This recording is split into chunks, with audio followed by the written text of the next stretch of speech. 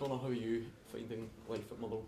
I'm loving it so far. It's been a new challenge for me and one I'm loving at the moment, and obviously it helped at the weekend that we could get the important win, and it's one that we want to kick on now and try and progress.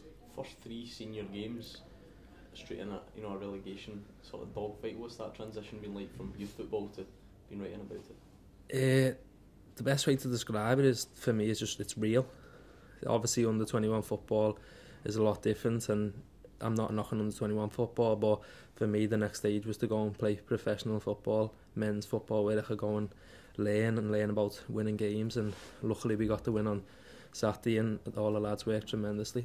What makes it real? Is it the consequences of defeat? Especially, you must look at that league table and it can't be any more real than that, I suppose. Of course, no one wants to be. Obviously, last week we were bottom of the league, and I know we still are, but hopefully we can kick on with the momentum now, and we want to win games. No one wants to lose a football match, and obviously now we're being professional men's football, it hurts even more. So the two defeats I started off with, I was obviously very disappointed about, so it was nice to get the win. When players come up here, it's always asked, what do you think of the Scottish Premiership? What have you heard of the Scottish Premiership? But now that you've kind of played games, how does it compare in terms of youth football? Do you feel this can benefit your career, this type of level? I think it can massively benefit my career, and I can see the benefits already in the fact that you've got to work your socks off all the time and be composed on the pitch as well, and it's a different environment with the fans. Obviously under 21 football you don't get a lot of fans, so it's nice to be up here with fans supporting you, and hopefully now we can get a lot of support after the win, and the fans have been magnificent so far. Last year when Hearts were in the sort of end of the table, they had a lot of young players in their team just because of their financial circumstances, and it was felt that playing down the bottom end of the table, getting beat every week, and it might stunt their career.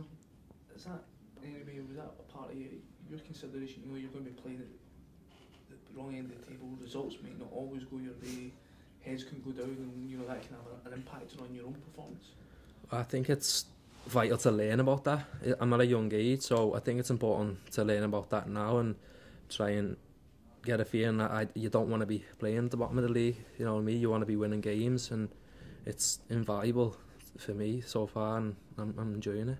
How hard has it been to sort of gel all these guys in? There's so many sort of new arrivals come in January, and it can't be easy trying to get them all to sort of blend together when you're needing results so quickly, obviously.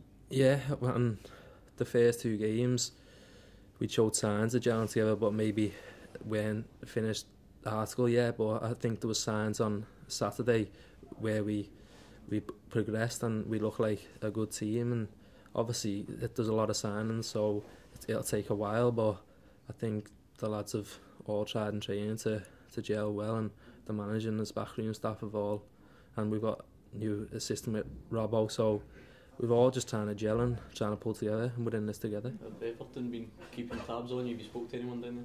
Yeah, I've been speaking to the coaches there, and David Unsworth, Joe Royal and Duncan Ferguson, so they've been keeping tabs, so it's nice to hear from them, get their feedback. I think someone's been up to watch, is that right, with you up at your first Joe game? Royal was at the first game, Ross County, which is obviously nice of him to come and watch me, so It's a long way. it's a very long way, I know. So obviously happy he made the trip. A couple of guys have come up from Everton to play here specifically, and they've went on to do well. I remember John Ruddy has been sort of one of them. Was that part of your consideration when you decided to make the move up here? Yeah, it was. I knew people had came up here and done well and then progressed, so I knew it was there. It was a good chance for me to come and show what I can do, but obviously it was my first chance to come out on loan, so it was one I just wanted to take with both hands and try and kick on. What's it been like as well, playing alongside guys, that you played 3 senior games, whereas a guy like Keith Lasley's played about 400 and odd for this club? Yeah. Is that helpful having those types of guys? It's very helpful, and all the lads have been great with me, but obviously the senior lads have all been brilliant as well, because they've got the experience, the know-how, and they've been where I am now.